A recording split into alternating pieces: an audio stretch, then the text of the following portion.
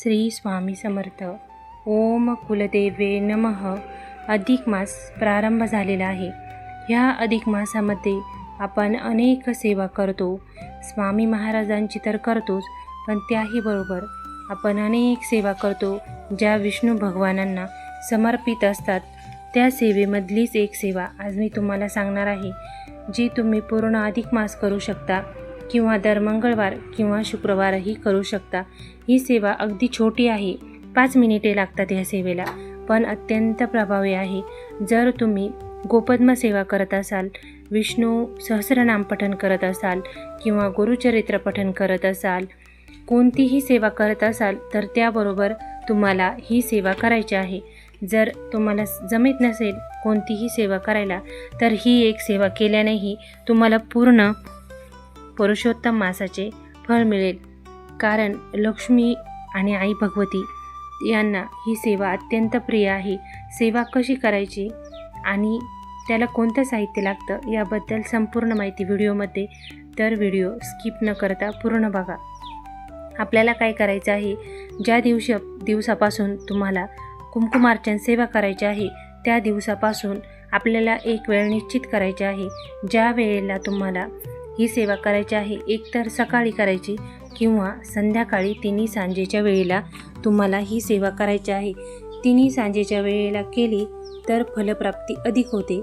कारण तिन्ही सांजाची वेळ ही माता लक्ष्मी आपल्या घरात आगमन करायची वेळ असते.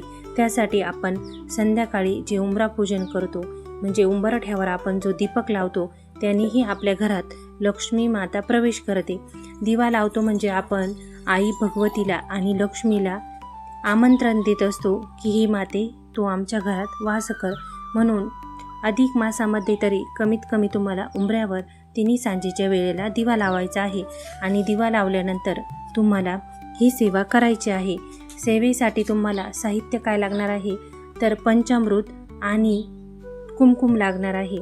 तर उत्तम प्रतीचं कुमकुम घ्यायचं आहे आणि तुम्हाला आई भगवतीचा आधी अभिषेक करायचा आहे. अभिषेक म्हणजे फार वेळ नाही, तर फक्त तुम्हाला पंचामृताने देवीला स्नान घालायचं आहे. जो काही मंत्र येत असेल तो म्हणून तुम्हाला 5 वेळेला ते पंचामृत देवीच्या टाकावर किंवा माता लक्ष्मीची मूर्ती किंवा आपण जे काही श्रीयंत्र असतं त्याच्यावरही ही सेवा करतात. त्यामुळे तुम्हाला यातून कोणतीही एक मूर्ती किंवा श्रीयंत्र घ्यायचं आहे आणि याच्यावरती तुम्हाला 5 वेळेला दही, दूध, तूप, मध, साखर ह्या पंचामृताने देवीला स्नान घालायचं आहे. त्यानंतर टाक स्वच्छ करून त्या टाकाला तुम्हाला दीपक आणि अगरबत्ती ओवाळून तुम्हाला तो टाक पूजास्थानात ठेवायचा आहे आणि त्यानंतर त्याच्यावर कुंकुमार्चन करायचं आहे. कुंकुमार्चन अनेक स्तोत्र आणि मंत्राने करतात.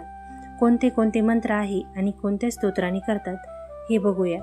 श्री सुक्तमने, संस्कृतमधलं जे श्री सुक्तम आहे त्यानेही तुम्ही देवीच्या टाकावर अभिषेक करू शकता. ह्याचा लाभ तुम्हाला जास्त प्रतीने होतो, कारण श्री सुक्तम हे माता लक्ष्मीला अत्यंत प्रिय आहे. तिच्या आवाहनासाठी आपण ही श्री सुक्तम म्हणत असतो. तेव्हा श्री सुक्तम पठण करा किंवा आई भगवतीचा, तुमची कुलदेवता कोणतीही असो, रेणुका माता, करवीर निवासिनी माता लक्ष्मी किंवा तुळजापूरची अंबा भवानी किंवा इतरही माहूरगडची रेणुका, अनेकही देवी देवता आहेत. तर तुमची कोणतीही कुलदेवी असो, हा मंत्र त्या देवीला नक्कीच चालतो. मंत्र कोणता आहे? ओम ऐं ह्रीं क्लीं चामुंडाय विच्चे. ओम ऐं ह्रीं क्लीं चामुंडाय विच्चे हा मंत्र तुम्हाला म्हणायचा आहे. त्यानंतर आणखीन एक मंत्र आहे जोही तुम्ही म्हणू शकता. तो मंत्र तर आपल्या सर्व घरातल्या नकारात्मक गोष्टींचं आणि आपल्या घरातलं सर्व अरिष्ट नाश करत असतो. असा हा मंत्र आहे. सर्व मंगल मांगल्ये शिवे सर्वार्थ साधिके शरण्ये त्र्यंबके गौरी नारायणी नमोस्तुते. हा एक मंत्र झाला. त्यानंतर आणखी एक मंत्र आपण म्हणू शकतो. ओम श्रीं नमः. श्रीं नमः हा लक्ष्मी मातेचा बीज मंत्र आहे. बीज मंत्र म्हणजे त्या देवाचं स्फुरण, बीज मंत्र म्हणजे त्या देवाचं आपण पूर्ण सामर्थ्याने त्या देवाला आवाहन करत असतो. इतकं बीज मंत्रामध्ये ताकद असते. त्यामुळे ओम श्रीं नमः ह्या बीजमंत्राचाही तुम्ही जप करू शकता. किती वेळेला करायचा तर 108 वेळेला तुम्हाला हा जप करायचा आहे आणि कुंकुमार्चन करायचं आहे. कुंकुमार्चन कसं करायचं तर 5 बोटामध्ये आपल्या उजव्या हाताच्या कुंकुम घ्यायचं आहे आणि देवीच्या पायापासून तर देवीच्या मुखापर्यंत तुम्हाला पूर्ण 5ही बोटांनी कुंकुम टाकत जायचं आहे आणि मंत्र म्हणायचा आहे. मंत्र म्हटल्यानंतर तुमची सेवा पूर्ण झाल्यानंतर ते कुंकुम तुम्हाला एखाद्या स्वच्छ डबीमध्ये भरायचं आहे आणि ते कुंकुम जे देवीच्या टाकाला किंवा मूर्तीला असतं ते तुम्हाला पुसायचं नाही किंवा देवीला परत स्नानही घालायचं नाही. मूर्ती तुम्हाला तशीच दिवसभर म्हणजे ज्या वेळेला तुम्ही सेवा करशाल त्याच्या दुसऱ्या दिवशी जेव्हा आपण देवपूजा करतो तेव्हाच तुम्हाला ती मूर्ती स्वच्छ करायची आहे. आता कुंकुमार्चन सेवेत इतकी प्रभावी का आहे तर आपण सेवेमध्ये जे काही मंत्रोच्चार करतो त्या मंत्रोच्चाराने आपल्या स्पंदनाने किंवा पॉझिटिव्ह ऊर्जेने देवीच्या टाकामध्ये किंवा देवीच्या मूर्तीमध्ये एक प्रकारची सात्विक ऊर्जा निर्माण होते आणि जे कुंकुम आपण देवीवर टाकतो त्यातही त्या ऊर्जेचा काही अंश उतरतो आणि त्यामुळे ते कुंकुमही प्रभावित होतं आणि देवीही त्या मंत्राने जागृत होते.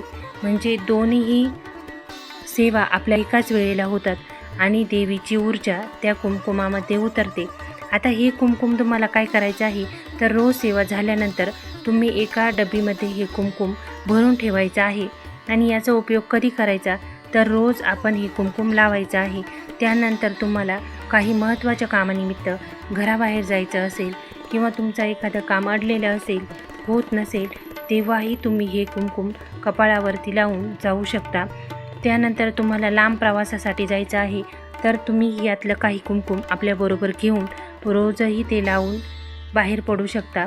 ह्या कुंकुमाची अशी महत्त्व आहे की तुम्ही जे काही काम हे कुंकुम लावून करण्यासाठी घराबाहेर जाल तेव्हा ते काम नक्कीच होईल. कारण आपली कुलदेवी म्हणजे आपल्या कुलाचं रक्षण करणारी आणि माता लक्ष्मी म्हणजे आपल्याला धनधान्य समृद्ध देणारी. म्हणजे तुम्ही यांची सेवा केल्यानंतर आपल्या कुलाचं रक्षणही होतं आणि आपल्या घरात सुख समृद्धी आणि पैसाही येतो. अशी ही 5 मिनिटाची अगदी साधी आणि सोपी सेवा कुंकुमार्चनची आहे. तर तुम्हीही अधिक मासामध्ये ही सेवा करा. अधिक मासात करा पण अधिक मास संपल्यानंतरही दर मंगळवारी आणि शुक्रवारी, अष्टमी, नवमी आणि नवरात्रामध्ये ही सेवा आपण करू शकतो. अत्यंत 5 मिनिटाची पण प्रभावी सेवा आहे. नक्की करून बघा. व्हिडिओ कसा वाटला कमेंटमध्ये नक्की सांगा आणि सेवा नक्की करा. तुमचा आजचा दिवस स्वामीमय आणि आनंदात जाओ हीच महाराजांचरणी प्रार्थना. श्री स्वामी समर्थ.